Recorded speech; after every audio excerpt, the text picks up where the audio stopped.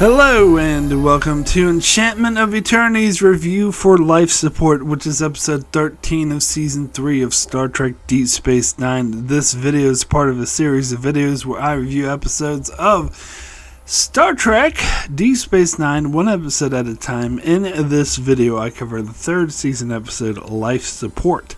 So Life Support is the episode in which, in the middle of negotiating a peace treaty between Bashir and the Cardassians, the ship that Kai Winn and Vedek Bariel are on experiences a accident which critically injures Vedek Bariel. In fact, he dies, but then Bashir is able to, due to some technobabble miracle, is able to bring him back to life. But his health is in a precarious situation. However, Kai Winn needs Vedek Bariel in order to complete the negotiations, so she keeps pushing for him to remain awake when Bashir says that his life is in jeopardy and that he needs to go into stasis. And Bariel, thinking that the peace treaty is more important than his life, agrees with Kai Winn and refuses to accept the treatment. Meanwhile, his body continues to deteriorate, and Bashir starts replacing all of his organs with artificial organs. And Bashir begs Kai Winn to let Vedek Bariel go, to tell him he can go into stasis, but she refuses to do so because if the negotiations go bad, she needs a fall guy to take the blame, and Bashir is not very pleased with that. So eventually, Bariel's health does in fact fail him, and his brain starts to fail, and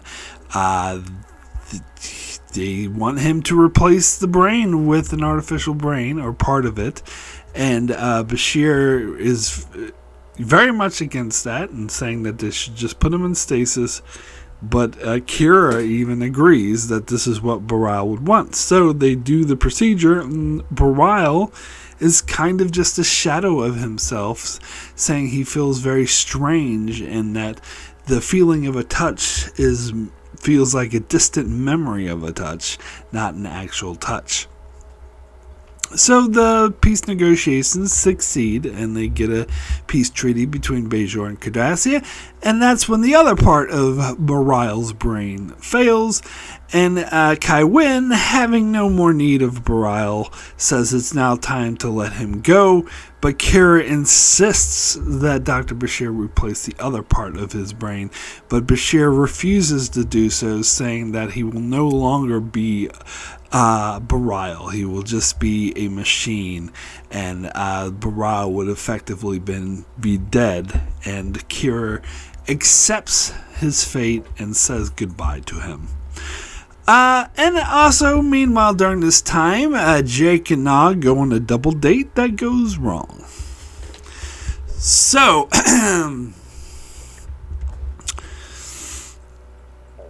I'm almost caught up to the podcast Delta Flyers, because I mention them. I've been mentioning them a lot because I hear some really interesting tidbits from the actors involved, some behind the scenes info.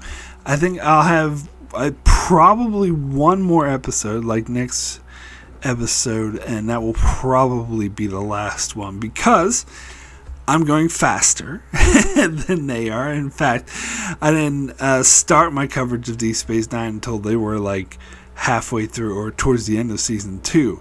I just been going, I do like 2 or 3 episodes a week where they do 1 a week. So I'm go more than twice the speed. And so it's inevitable that I'm going to surpass them. So I'm still going to listen to them, but I'll no longer be able to talk about it in my reviews because I would have reviewed the episode already by the time they release their podcast, which is a shame. I could always maybe in retrospect, to mention something if it's relevant to the episode I'm reviewing. Like, oh yeah, by the way, they just did a podcast for this past episode and they mentioned, but so I heard some really interesting things in their podcast of this episode. Some little background information. So apparently the original idea for the script was that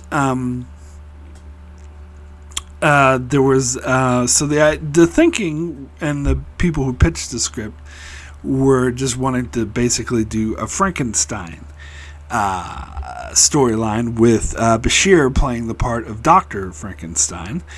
And so the original idea was a Federation ambassador was in the middle of negotiating a peace treaty with the Romulans, sort of to dissolve the neutral zone. Now, that would have been a huge, huge step, and that would have changed the whole entire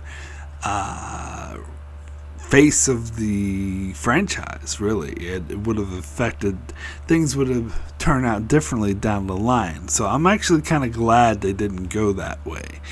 That would have been a huge thing. But the reason why they decided not to go with that storyline is because they found, as they were trying to break the episode, they found it to end up being about this guest actor, ambassador, who they would just be introducing, who would only be there for one episode, and they didn't really want to do a whole episode about, some random guest star. So the next idea that they had was to make it about Miles O'Brien. O'Brien must suffer. In fact, O'Brien would suffer so much in this episode that he would die, because that's part of the storyline, that the character dies.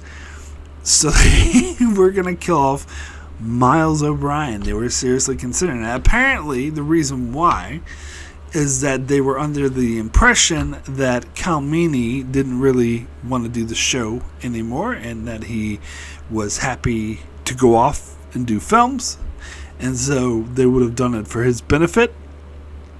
However, they asked him about it, and he said that he wanted to stay. That in fact he could, work around his schedule, DS9, which is what he had been doing, and that he's happy to continue that, and he'd rather stay on the show. So they changed it so it would be a different character. And when thinking of, we want this to be a character with impact, not some guest star, but said character is going to die, and they thought, which known character do we want to kill off? Vedek Bariel. First came to mind because, and this is something a lot of people who've been reviewing this episode or watching these episodes with Bariel, and have noted that his relationship with Kira has gone kind of stale, and it's just not working.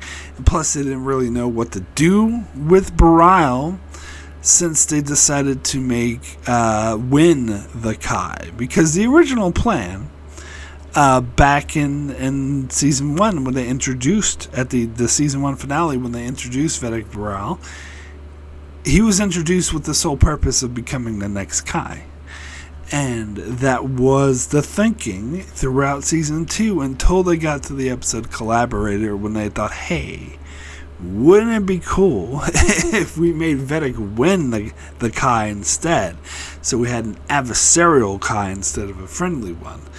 And that worked for that story that they were doing. But I talked about it when I reviewed that episode, is that, yes, it works for the episode. It makes the episode much more interesting. But by doing that, they're dooming Bariel.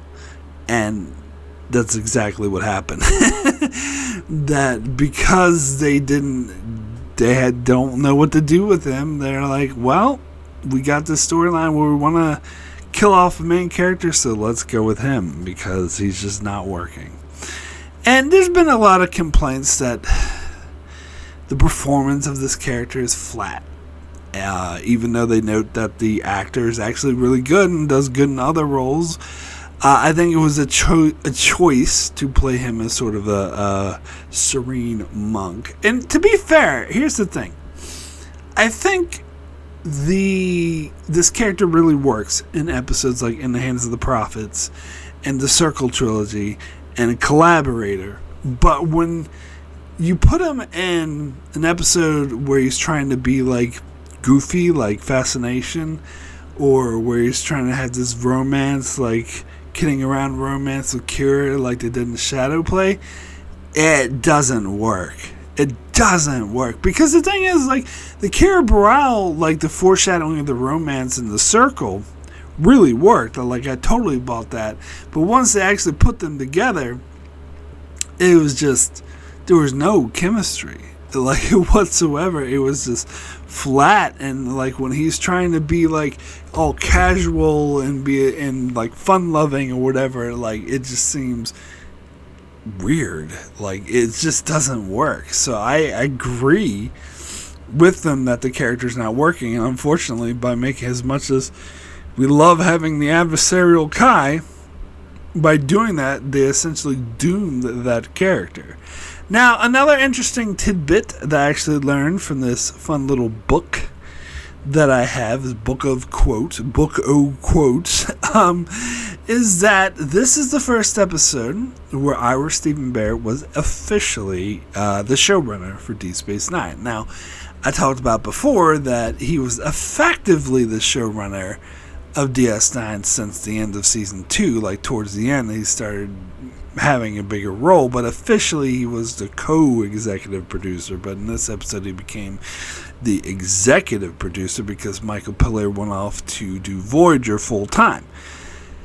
And I talked about this before in other videos, that apparently Michael Piller's parting advice to Ira Steven Behr was do not kill off Vedek Bariel.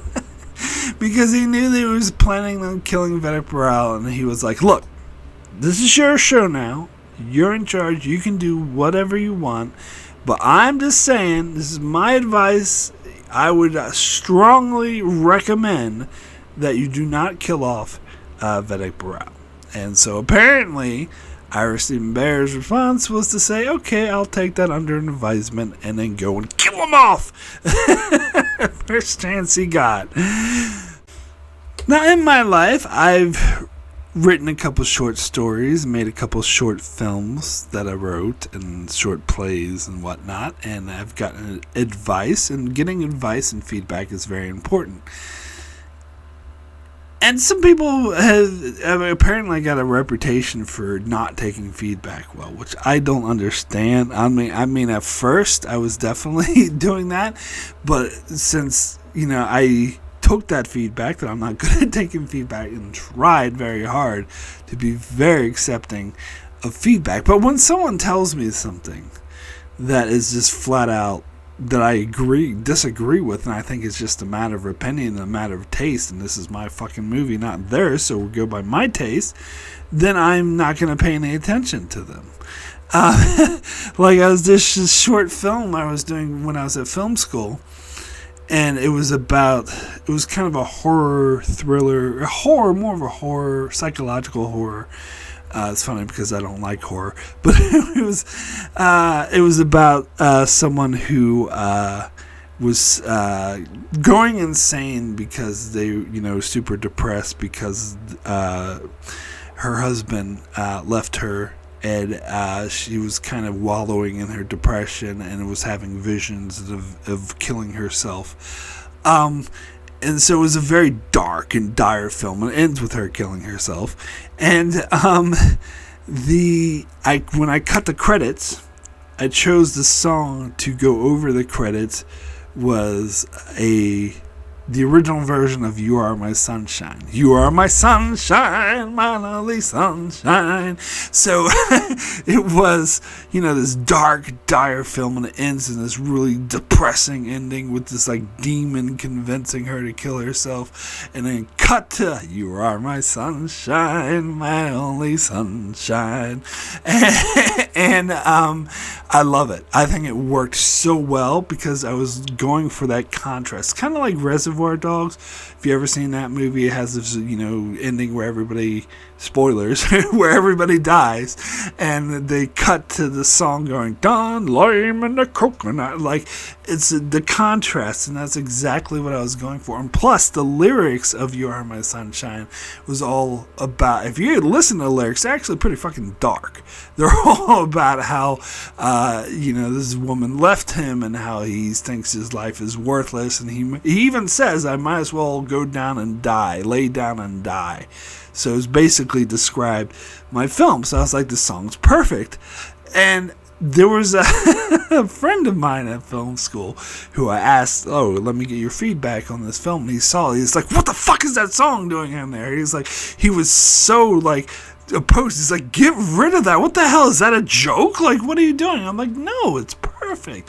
It's like the contrast of like the light, happy demeanor of the song actually appears like dark in that context, in the context of the film, and plus it describes the film perfectly. And he's like, I don't care, like, this is ridiculous. And when I try to talk about it later on, because I kept it in obviously and showed it to people, and everyone seemed to like it, and they liked the song and everything, and whenever I brought it up, he's like, don't even bring that up to me, I just can't. He was like so opposed. But I still think he's wrong. And there's other cases, but I won't get into this because this video is not about the shit I made. But my whole point to the story is the whole thing with advice, and I do believe, and I really strongly feel this way, that some people, they say that I was bad at taking advice, but I think some people are bad at giving advice. In terms of advice is just that. It's advice. It's a suggestion. It is not an order. You should not be offended if somebody refuses to take your suggestion. And I try to live by that when I give other people advice. I really think, like, there's this other friend who was making a film, and I was like, no, you really don't want to end it this way, please. But he ignored me and did it the way he wanted to. And guess what? It's his fucking film, so he has every right to do that. and I feel like there were too many people like that guy that seemed to be like, oh, you're being stubborn. It was like, no, I have a certain vision, and you're not connecting with my vision, but I want to make a movie about my vision, not yours. And also, another story I could tell about, a producer who came by and said, oh, you need to change the ending. But I was like, the ending is the whole point of the movie. Like, if you take that ending out, then you lose the whole point of the movie. But that's another story. But and that's producers, so that has more to do with studio interference, and that's what I'm talking about over on Voyager. But, point is, Michael Piller gave Ira Steven Behr advice, and Ira Steven Behr had every right to ignore that advice, and he did. And you know what? I think he was right to do so.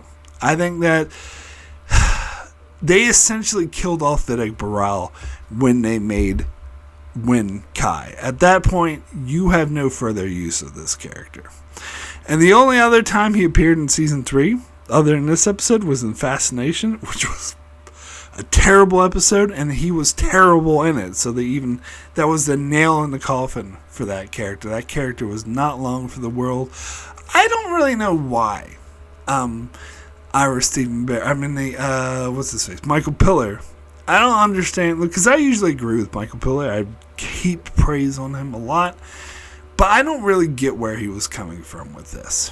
Maybe because he created the character and he was precious about it, and he wanted, I have big aspirations, you should make him the Kai. And Ira Steven Behr was like, no, I'm happy with Kai Winn being Kai, so yeah, no more use for this guy. And I totally agree. Now, when it comes to this episode specifically, I think this is a damn good episode. I think that it's a good episode for Bashir, and goddamn, has his character really grown since season 1. He is definitely a really good character by this stage. It's not the first episode that portrayed him well, and that Alexander Siddig did a really good job at. There was The Wire before this, and several other episodes. But yeah, this is a strong episode. I love his conviction, and I think the theme, like, that the original people who pitched this episode were going for really works. The Frankenstein theme of Bashir trying to keep Bariel alive at all costs, and him turning into this, like, weird, I want to say monster, but a weird Bajoran, I was going to say human, but Bajoran. In fact, in this episode, I noted and I never noticed this before, so you pay close attention, Bashir is said, if we do this to Bariel, he'll lose his humanity. And I was thinking, humanity? Do you want to rephrase that? He's not a human! Hello! He's a Bajoran. But anyway, you know what he meant.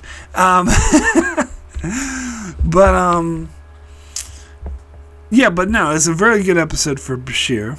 He does,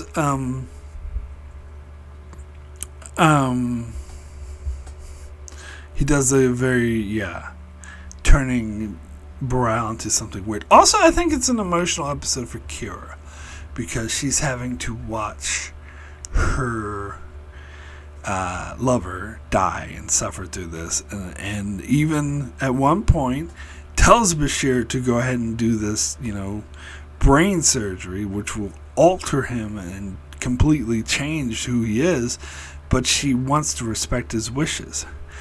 And the scene we get towards the start of the episode, when they think that Bariel died the first time, and Kira's like, excuse me, I'm needed back on ops, and Bashir's like, Kira, I think they can go without you in ops for a while. And she says, I'm sure they can, but I need to be there right now, and I will grieve in my own time.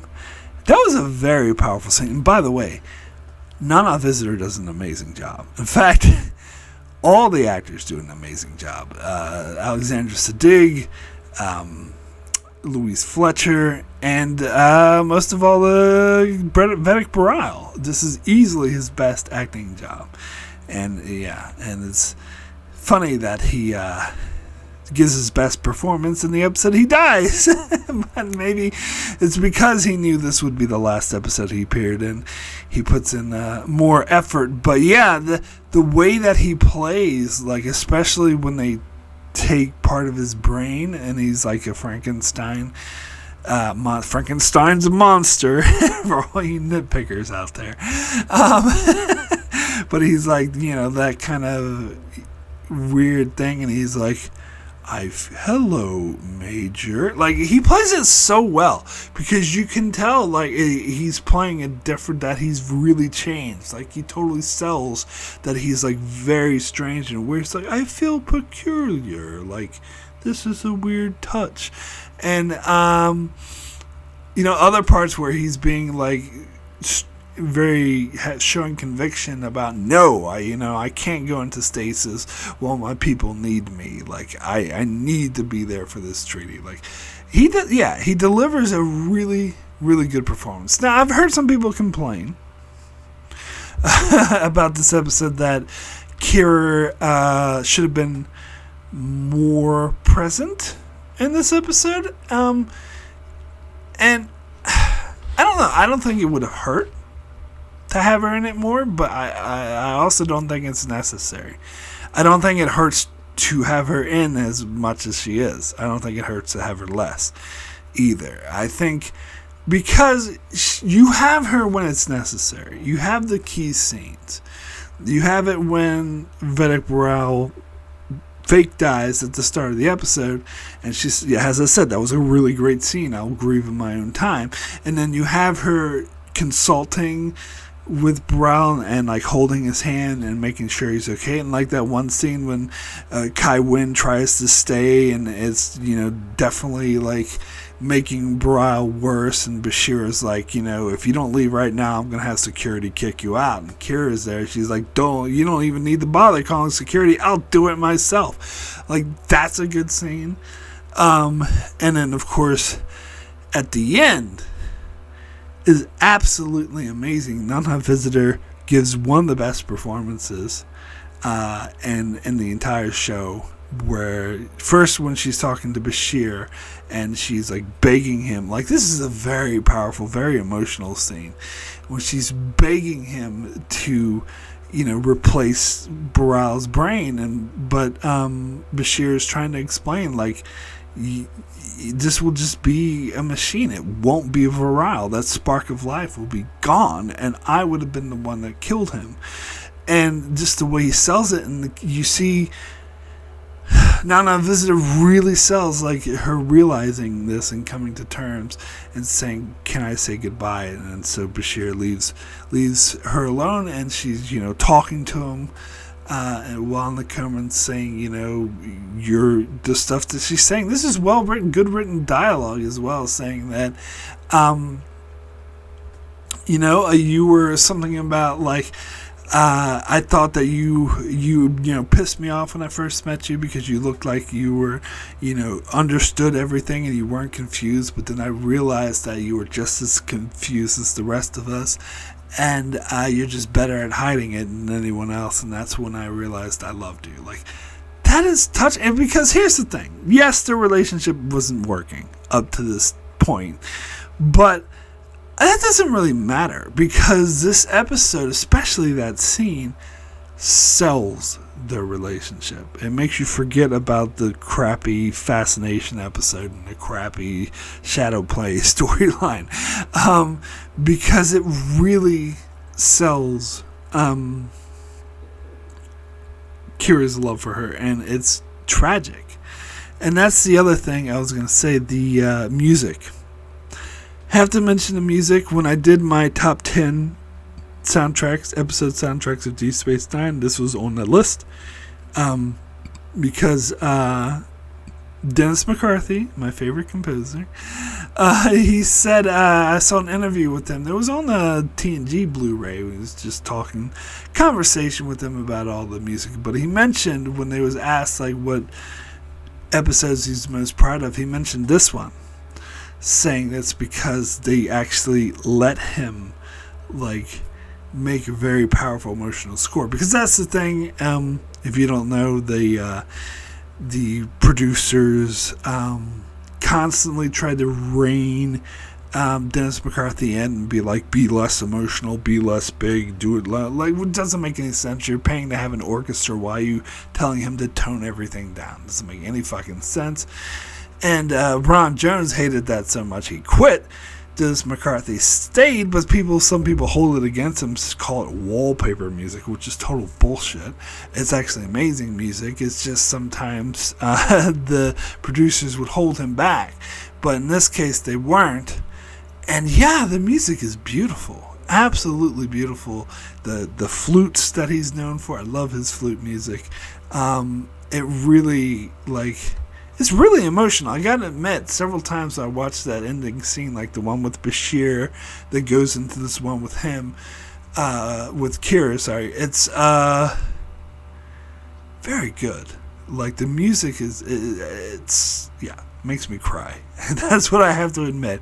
Brings me to tears several times. I think it's one of the most powerful emotional scenes. And then you also get early in the episode, the stuff with Bashir and Kai Winn, that was really powerful shit too. I was almost ashamed that they didn't really do more with those two characters after this, because I love that scene when Bashir figures out that Kai Winn is just trying to use Vedek Bariel as a scapegoat, and it's like that's how appalled he is, and he says he's like, I can't remember what he says, but he says something highly offensive towards Kai Winn, which he should. And then when he leaves, she says, I won't forget what you said here. And his response doesn't miss a beat. He says, neither will I. That's like so good. And then the scene where at the party and everyone's celebrating, and Bashir's just like looking depressed, and Dax is trying to cheer him up. But why is he there at the party? Why isn't he putting Bariel in stasis if the If the negotiations are over, why isn't he going in stasis? Like, why didn't he do that already? Well, I don't know. But here's a nitpick I have, and just a personal thing. It's my pet peeve, I guess you could call it.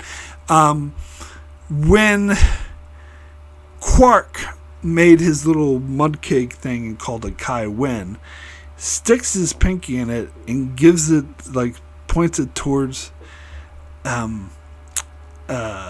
Winn to sort of take a taste of it. I find that so disgusting. I find that, and maybe that's the point of it. It's supposed to be gross, but someone shoves their pinky in my face and you want me to, like, lick their pinky. I'm so glad that she didn't do it. She was like, she seemed to be just as repulsed as I was. I was like, oh, no thanks. I mean, the least you could do is bring a fucking spoon, Quark. Jesus Christ. She's the fucking Kai. You want her to lick your pinky? Ugh. Anyway, I know, maybe that was the point of it, but still, like, I just don't like it. I don't like it. But anyway, so I find that a lot of great acting, great music, emotionally powerful, a great medical drama really works for me. So, now let's get to what doesn't work for me about this episode, and that's the B plot. Jake and Og go out on a date. So, I foreshadowed talking about this episode when I did my review for, I believe it was The Storyteller. Because not the Storyteller, not the shit with O'Brien on the planet going, once upon a time. No, there was a B plot in The Storyteller with Jake and Og.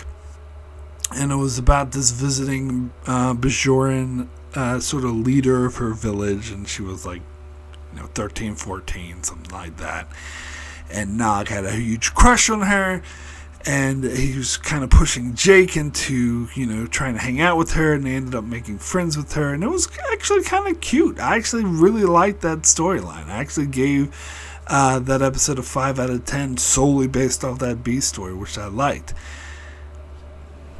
So the reason why I bring that up is because that storyline is in direct contrast to this storyline. It's completely out of character for Nog. So, in this storyline, Jake sets up a date.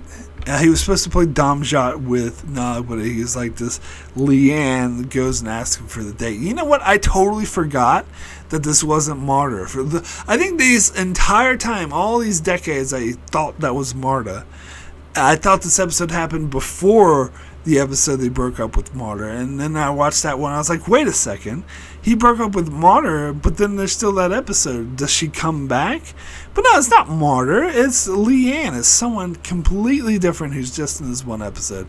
Maybe I knew that at one stage and just forgot, but I don't think I ever really paid attention because it's not really important. But anyway, and that's not important. But anyway, she has a thing for Jake, wants to go on a date, and Jake's very popular with the women. Only in this season, though. After this season, apparently he just attracts weird,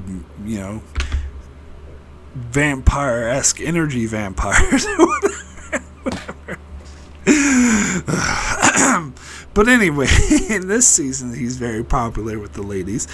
And so she wants to go out on a date, but he's supposed to play Domjot with Nog. So he's like, oh, I can cancel. And so he goes to Nog. He's like, look, I got a date. He's like, oh, great. Where's my date? And he's like, well, that's not what I had in mind. It's like, what, you really want the three of us to hang out together? And he's like, well, when you put it like that, like that's all kind of funny, We're having fun. It's a fun Jake and Nog thing until we get to the fucking date. And Nog, is like, oh, shut up and look pretty and cut my food for me, and just laughs at her face. She's so dumb, and offends him. And of course, Jake State is outraged and leaves and says, I hope you enjoy your friend. Now, here's the thing. I know what people will say. I can fucking hear it already. Well, Nog's a Ferengi. He's supposed to act like that. That's in his culture to be a misogynist and treat women like that, and Jake should have known it.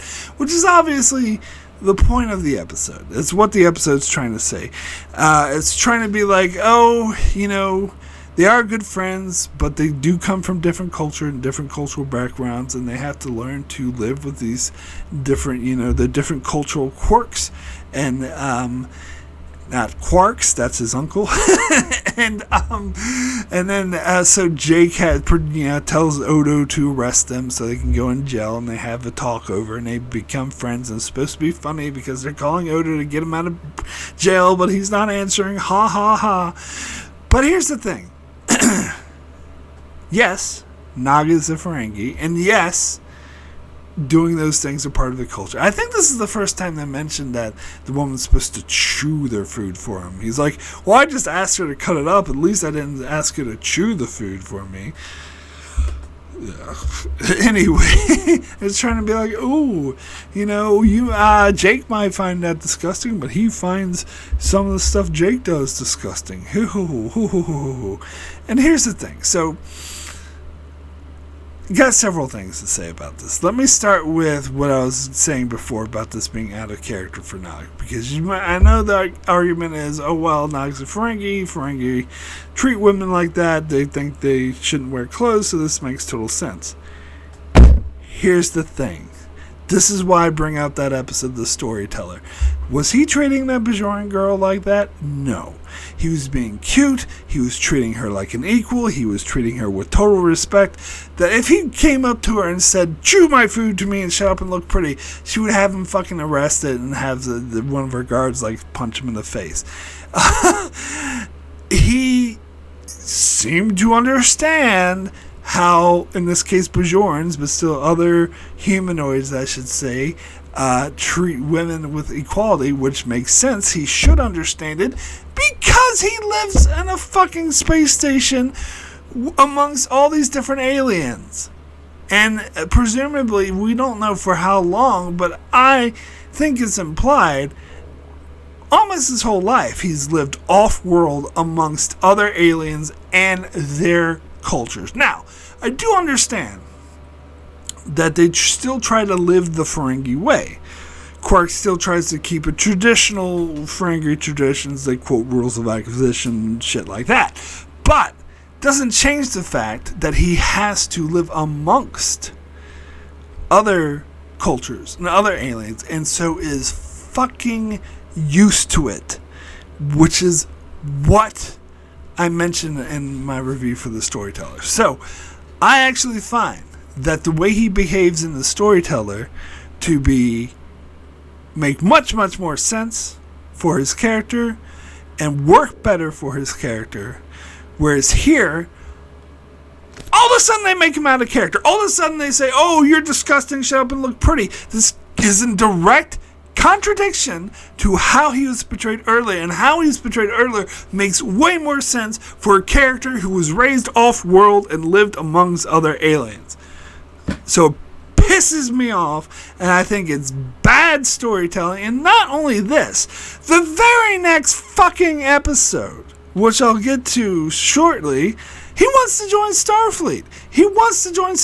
And yet he's so stuck in his Ferengi ways that he thinks that the women should just shut up and look pretty, and how dare you treat them like equals. How the fuck is he expecting to join Starfleet?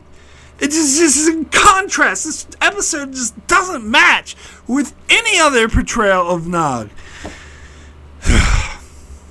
So, let me get to my other issue, because that's not my only issue with this storyline. My other issue is, the point of it is, oh, well, we come from different cultures, and I find that you make women chew your food for you disgusting, and you find that I treat women with respect disgusting, but we can learn to appreciate our different cultures. Here's the thing.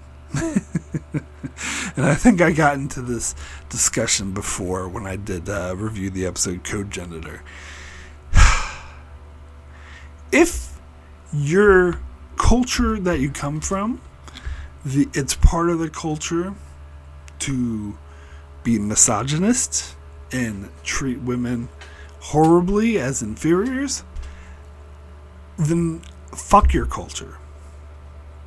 I'm sorry, some people may claim this to be closed-minded or Western or not really understanding other cultures, but no, seriously, fuck your culture. For example, all right, let me put this in another way. If it was part of Ferengi culture to keep human boys as slaves, and he tried to make Jake a slave and be like, oh, but that's our culture, you gotta respect her. No, slavery is wrong, misogyny is wrong. Doesn't matter your cultural context. If that's part of your culture, then your culture is backwards and primitive and should not be respected by more advanced races. And again, that might sound imperialist or whatever, but bullshit it is. There's some things that like some morality that transcends cultures, like committing genocide, murdering people, slavery, stuff like that. You can't, it's in my culture to do that. Bullshit! Then your culture's wrong. Then your culture's backwards.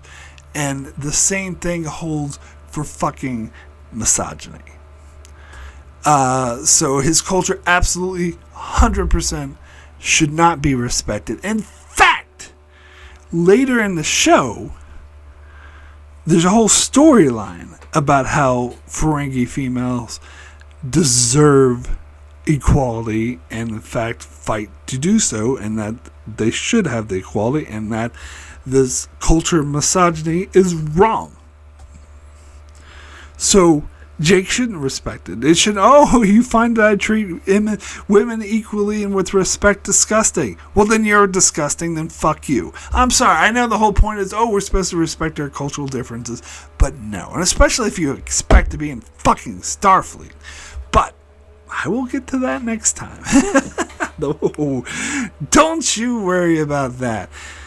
So anyway, I would now like to thank my Patreon supporters very much for supporting me on Patreon. It's very much appreciated. This helped me continue with my channel. I'd like to give a very big special thanks to Antarius, Jordan Johnson, and Brandon Neilhouse. Thank you all so very, very much for your strong support. I'd also like to give a shout out to Tyler Cease, Benjamin Mead, Greg Marley, Francisco Chuck Hooks, Kyrie091, Anthony D. Benedictus, Ricky, Matty Jester, Joel Lavals, Alessandro Miguelisio, Norman Buchwald, Stephen Kennedy, Brenton Berg, and Allison Fordyce. Thank you all so very, very much for your support. So, we do have a few Patreon comments for this episode. First comment is from Kyrie091, who says, life support, more like strife some more. This isn't a bad episode. It gives us more reasons to hate Kai Winn, as if we needed them. Imagine if Luoxana Troy met Kai Winn. They'd be calling each other my child and little one all day. I bet Luoxana got some weak paw, though. Now, I think Luoxana's paw is strong. You know they always say that. This is what they say every time. Your paw is strong. Anyway. Next comment is from Stephen Kennedy. He says, welcome to another rapid-fire round of comments. Defiant comment. 3 crimes happened in this episode. 1, the Maquis are really dumb, as Thomas Riker looks very similar to someone who joined the Maquis 6 months earlier. Why did Ro not mention this to the other dumbass Maquis people? Easy answer, she was too busy betraying her new group, as betraying people is her national pastime. 2, do the track writers even talk to each other, as Riker was in the Maquis twice in a 6-month period? 3, Starfleet for not changing the protocol for Will Riker when Thomas Riker joined the Maquis. 7 out of 10. Past tense comment. What a great episode. In real life, sanctuary districts could happen. I think it was in some newspaper during the time of shooting the episode. This was the first step towards a track utopia. For this to happen in real life, the whole world would have to be under siege for total annihilation, and yet this still wouldn't work, as I have lost faith in humankind becoming one. So my rating is a 9 out of 10. Life support comment. The episode shows Nog as a typical Ferengi, and just one episode later he wants to better life and to join Starfleet. Writers need to learn how to talk to each other. There were hints in the first 2 seasons that you could understand Nog's decision that he wanted to join Starfleet, but this episode destroys it. If the Nog wanted to join Starfleet in season 4 and throw some more references, it would have to undo this shit. The shit part of this episode. This is why my Heart of Stone comment has changed, as I know we will not agree about Nog, so it will be a fun comment. So my rating is 7. Alexander Siddig saw the Philip Anglum was getting too close to Nana Visitor and asked if I were Stephen Bear to kill him off out of 10. No, I don't think that was it. It just wasn't working as a character at all. And Past Tense was an amazing episode. Ro is awesome, and you're wrong about her as normal. Anyway, sorry. Next comment is from Antarius, who says, I found some of the camera work in this episode quite unusual. Although I can't describe exactly what was the difference, it's a little bit strange that Kai Winn is negotiating with the Cardassians instead of some member of the government. The medical drama is not bad, and Bashir has good scenes, but somehow I wasn't really invested in the story. Maybe because Bariel was a weak character and I didn't like the Kira Bariel romance. Being able to replace the organs, and especially parts of the brain, so easily seems so futuristic even for Star Trek, and I can't remember seeing something like this in the other episodes. I didn't like the Jake and Nog storyline. It felt too much like a bad sitcom. My rating is a 6 out of 10. So yes, good point about Kai Winn making no sense of her doing the negotiation with the Cardassians. That's actually what I forgot to mention it, but that's what I was thinking when I first saw this episode. It's like, she's the Pope. Why is she doing, political negotiations? Don't they have ambassadors? And don't they have people in the government? When I was watching earlier episodes of commentary on the earlier episodes of DS9, they mentioned that that the Kai is supposed to be, they harken back to 15th century or 16th century or whatever, where the Pope had political power, so they're trying to imply that they actually have, that's not just religious, that they also have political power. But even so, it still doesn't make sense why the spiritual leader would be conducting negotiations, especially since they established there is a Bajoran provisional government. I don't know, why are they having monks? I don't know. Anyway, next comment is from Ricky, who says, this was a pretty damn good episode, and by far the best Bariel episode. This episode has some great scenes with Kai Winn. This episode also has a great medical drama aspect of it, and this again really establishes what a great doctor and character that Bashir has become. And I have to talk about the music. The music was so amazing and emotional that I was in tears, especially in the final scene. Even though I wasn't a big fan of the romance between Kira and Bariel, it worked so well that it made such an amazing story, and I found it heartbreaking that Bariel did all the work, and after he served his purpose, Kai Winn discarded him like trash, which is a great political commentary on what happens in life. This episode has the great romance, great medical drama, great scenes and dialogue, but I didn't like the Jake and Nog aspect of the episode, and it was so jarring, and it took me out of the episode, and I wish they didn't have this goofy double date and Nog acting like a big dumbass moron to girls. If it wasn't for that, this episode would have been in my top 25 episodes of the show, but because of it, it would be somewhere in the top 40 instead. But still a great episode, so my rating is 9 out of 10. Wow.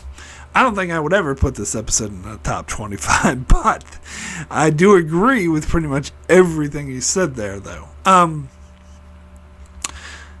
So I heard this opinion that the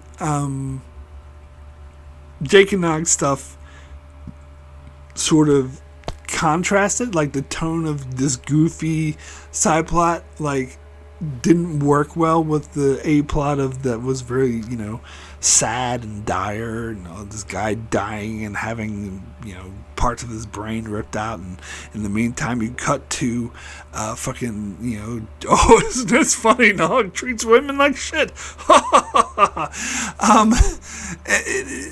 It is contra. I believe it was the writers who said that. I think it was Ronald D. Moore. And maybe even R. Stephen Bear as well. Like, they were saying this didn't work, and the Delta Flyers were talking about it, and they're like, I disagree. Like, Robert Duncan McNeil and Armor Sherman was like, I disagree with them. I think it does work. Now, I side with the writers on this one. It totally doesn't work. It absolutely, 100% jarring. You don't gel together. Maybe, it's just too lighthearted. I understand you can have, like, a lighter B story, but not one that's so goofy. This is just, it's distracts from the A plot, definitely.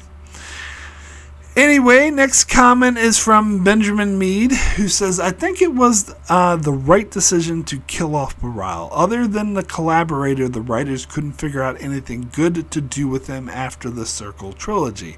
And even the collaborator kind of fumbled with him, all the unnecessary visions and stuff. Winn is such a good character, and this is one of her more subtle and despicable actions, using Bariel and then discarding him to get all the glory.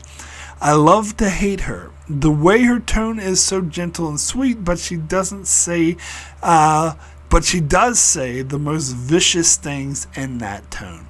I also really like the Bashir stuff here, especially when he refuses to fully replace Bariel's brain, and the speech he gives about it wouldn't really be him. Yeah, no, that was a great speech. Great performance. Absolutely love that. So next comment is from Norman Buckwald, who says, this episode is interesting from Bashir's point of view. Definitely compelling episode for the theme and to focus on the key ambassador for a critical world building peace issue and tying it to the Bajoran Cardassian issue is definitely topical in that time of the series. And given that responsibility, Bashir trying to be true and good for the health and well-being of the patient and the ethical issues involved by applying holographic organs/parts, that may actually be taking away from Bariel, the man, more than we ever got a famous Captain/Admiral in modern Trek series. Given that, how can I put it? After Promise with the character Vedek Bariel and in Hands of the Prophets, reassigning him as mainly a love interest to Kira, which is how he's seen from then on, and rather a lackluster writing of the character made him superfluous with regards to the emotional investment. Kira's been until Odo seemed mostly blah, no matter the status of both those characters. And the Mirror Bariel episode was a reminder of how much a lot of us are meh to this character. The outrage, of course, will be power-hungry Kai Winn getting all the credit off of his hard work, though, and considering her assassination attempt and meddling in the elections, I would not be surprised if she knew Opaka was involved and know how Bariel would act. She is all the more hated. I am surprised that in the Delta Flyers commentary, both Shimmerman and McNeil argued Winn is mostly being good. No, she's not. And the tension between her and Bashir was good, and I loved how Bashir stood his ground. The B story, I may make more comment on this when we get to Heart of Stone, the next episode, but the comedy thrown into this episode seemed more annoying than lightning, and the serious mood of this episode, more annoying, lightning, the serious mood of this episode, because again, by now, our care and interest in Bariel is meh. I mean, he seemed not that good in Fascination, and he was pretty much only Kira's boy toy once he no longer was campaigning to be Kai. So throwing in Nog being an ass and a theme of cultural understanding, but at the expense of dehumanizing women again, Ferengi culture was a distraction to the rest of the episode. I was just not laughing and turned off by how Nog was acting and how ignorant and a doofus he seemed. And then along comes the next episode where he shows to have insight on himself. Such whiplash. I give this episode 6.5 holographic organs out of 10. Yes, so not only is this in contrast to the next episode, but as I said, I think it's in contrast to previous episodes Nog was in, particularly the storyteller. This is in direct contrast to how he's portrayed in the storyteller, and how he's portrayed in the storyteller made way more sense. This just is dumb. It was just for the sake of comedy and for the sake of, having a cultural misunderstanding storyline. Okay, so I will admit there was one scene in the B plot that I liked. It was when Sisko was talking to Jake and trying to convince him to be friends with Nog, and Jake said, you're the one that told me that Ferengis and humans are too different to be friends. And I love Sisko. He was like, yes, I did say that, but I was wrong. I can see that now. You guys proved it. That was nice. I did like that we got an admission from Sisko that he was wrong to try to separate them as friends. But this whole thing, you'll have to do something big to get his attention. Wink, wink, set up. Yeah, that was dumb. But I did like the admission finally that he was wrong. So anyway, next comment is from Brandon Neal Howells, who says, was the shuttle sabotaged? Why is Kai Winn, of all people, negotiating a peace treaty with the Cardassians? Yeah, I get it. She's power hungry and she wants all the credit. But Dios, she's so clueless. I'm reminded of Trump's plans to turn the Gaza Strip into the new Riviera. They both have the same likelihood of being successful, in my opinion. Why didn't Bariel share his notes with Winn? She looks like a child who is out of her depth, bullying a wiser and more competent colleague. If Kira and Bariel are so much in love and they have sexual relations, why doesn't Kira ever refer to him as Antos in the Bajoran fashion? I'm sorry for nitpicking about this, but it has annoyed me for years. Hats off to Bashir for calling Winn out for being the coward that she is. For what it's worth, I would have slapped her face. I could say something catty about Philip Ingram acting more robotic than usual, but honestly, who gives a rat's arse? The Jake and Nog double date plot is too stupid to even talk about. 3 about to be killed off characters realizing they're just as confused as the rest of us out of 10. Don't even, no. No, I'm sorry, but the Gaza Strip thing is way, way, way, way dumber and way less likely to succeed than the Cardassian peace treaty. It's like, I don't think the two even compare. But let's not get into that. So, as far as